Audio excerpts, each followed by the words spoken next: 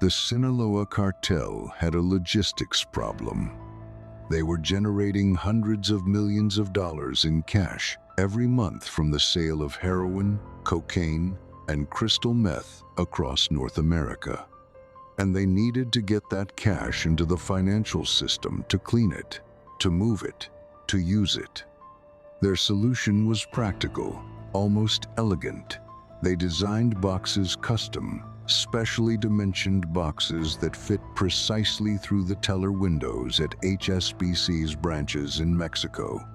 Then they sent people to those branches to deposit hundreds of thousands of dollars in cash, day after day, through those windows.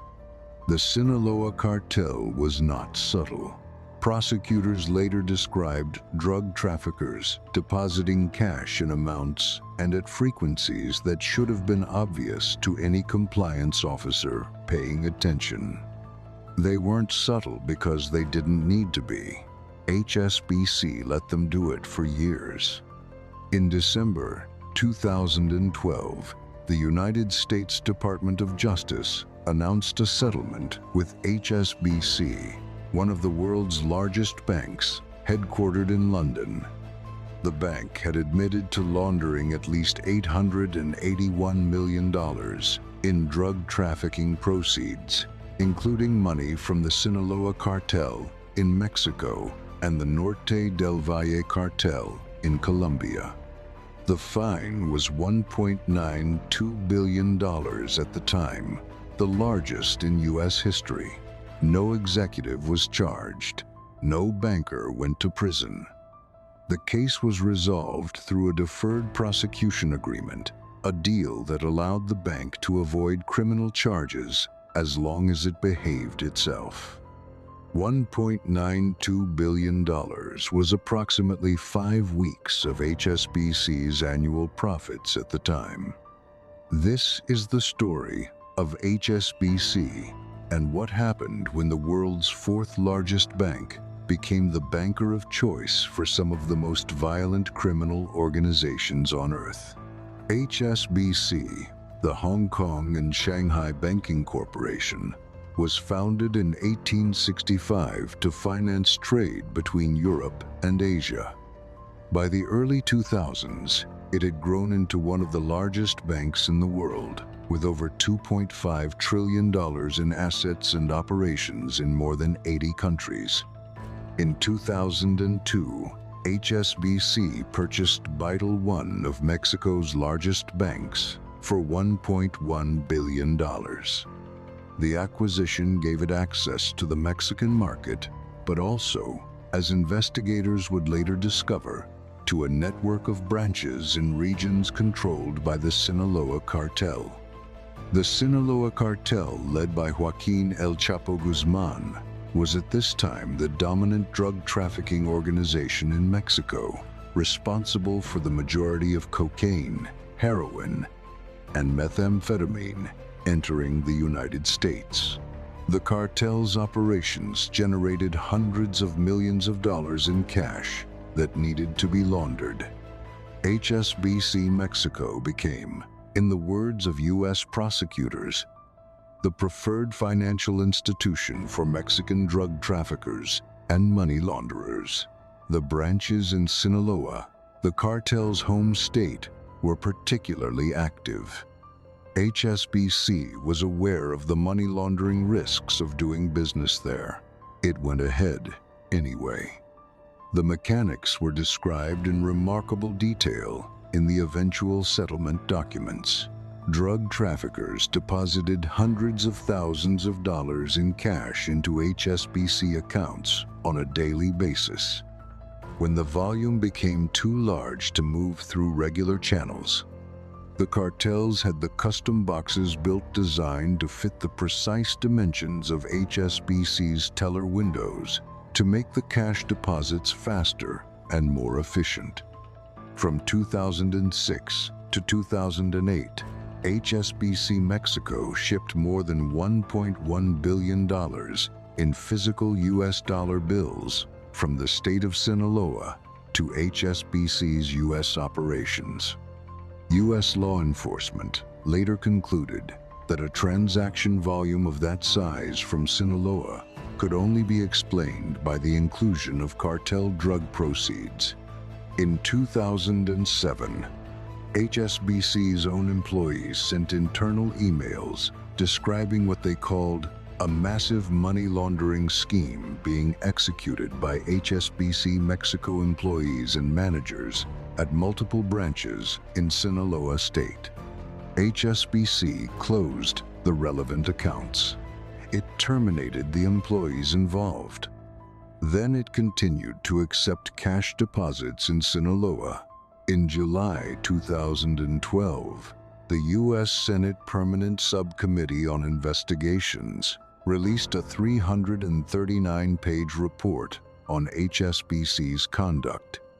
The report described what it called a pervasively polluted culture of compliance failure. The report documented that between 2007 and 2008, HSBC's Mexico unit had shipped approximately $7 billion in cash to its U.S. affiliate. Law enforcement officials told the subcommittee that transaction volumes of that magnitude coming from Mexico could only include illegal drug proceeds. The drug cartel money was not the only problem. HSBC had also been systematically violating American sanctions law, moving money for customers in Iran, Libya, Cuba, Sudan, and Burma, countries subject to strict U.S. financial restrictions. The method was straightforward. HSBC affiliates in those countries would process transactions on behalf of local customers, stripping identifying information about the originating country before sending the transactions through the U.S. financial system. This allowed money to flow through American banks from sanctioned states without triggering compliance alerts. In total, HSBC processed approximately $660 million in transactions for customers in sanctioned countries using this method. The Senate report also documented HSBC's relationships with Saudi banks that had links to terrorism financing and its handling of accounts associated with money laundering operations across Latin America and Asia. HSBC's compliance function had been systematically underfunded and understaffed. The bank's anti-money laundering department had thousands of alerts backlogged suspicious transaction reports that had not been reviewed. The head of compliance for HSBC's U.S. operations had no prior banking or compliance experience. The culture at the bank, the report concluded, prioritized growth and profit over legal obligations. When the Justice Department's investigation was complete, the prosecutors who had built the case recommended criminal charges, not just against the bank, but against individual executives. The case team had identified up to 175 potential criminal charges. The senior leadership of the Justice Department overruled them. Attorney General Eric Holder testified before Congress about the decision. He said, in words that became famous, "I am concerned that the size of some of these institutions becomes so large that it does become difficult for us to prosecute them when we are hit with indications that if we do prosecute, if we do bring a criminal charge, it will have a negative impact on the national economy, perhaps even the world economy." The phrase "too big to jail" entered the political vocabulary.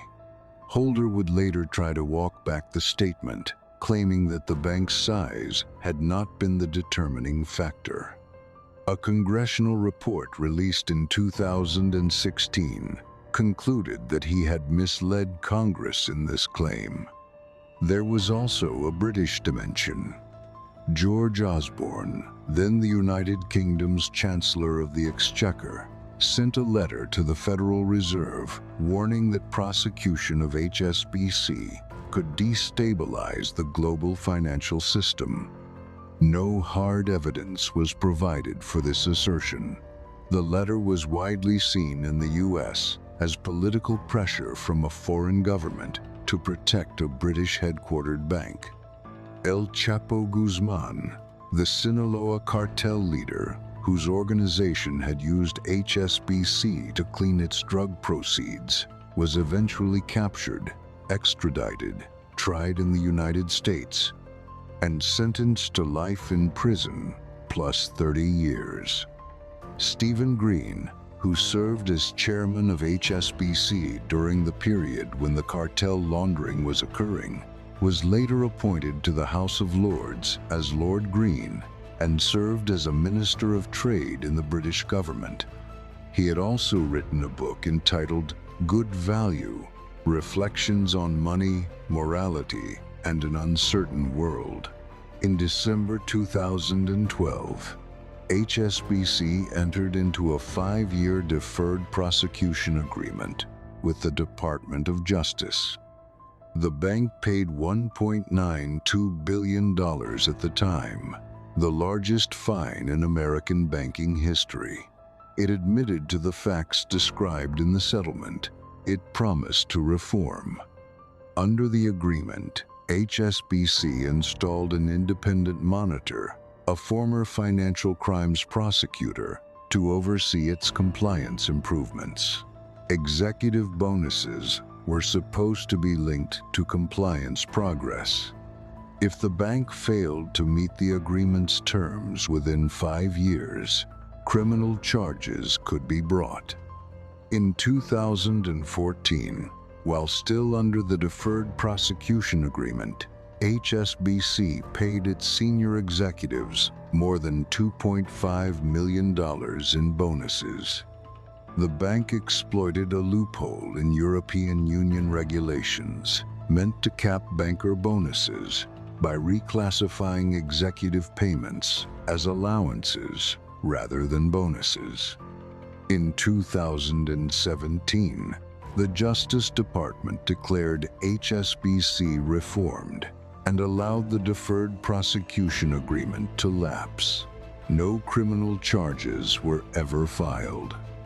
In 2020, the International Consortium of Investigative Journalists published the FinCEN Files, a massive leak of suspicious activity reports filed with the U.S. Treasury's Financial Crimes Enforcement Network.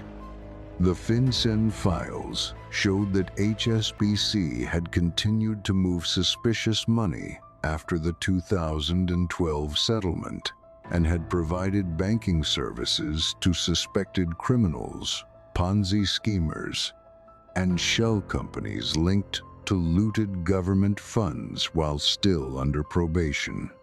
More than 175 criminal charges had been identified by prosecutors and shelved. Not one person went to prison. Every story on this channel ends with a question about accountability. With Enron, some executives went to prison. With Madoff, the man himself died there. With FTX, Bankman-Fried received 25 years. The HSBC story is different, not because the crime was smaller. The Sinaloa Cartel laundering was not a victimless financial manipulation.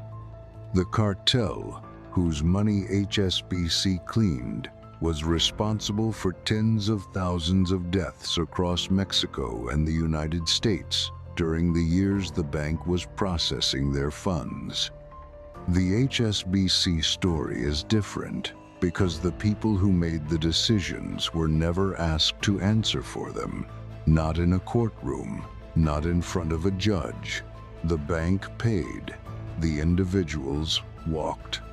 What the HSBC case established as a matter of settled precedent is that there is a category of financial institution large enough and interconnected enough that it cannot be prosecuted regardless of what it does. This is not a conspiracy theory. It is the explicit testimony of the United States Attorney General on the record before Congress. El Chapo is serving life plus 30 years. The bank that cleaned his money is still open. This was Dark Ledger. Subscribe if you want to know where else the money really went.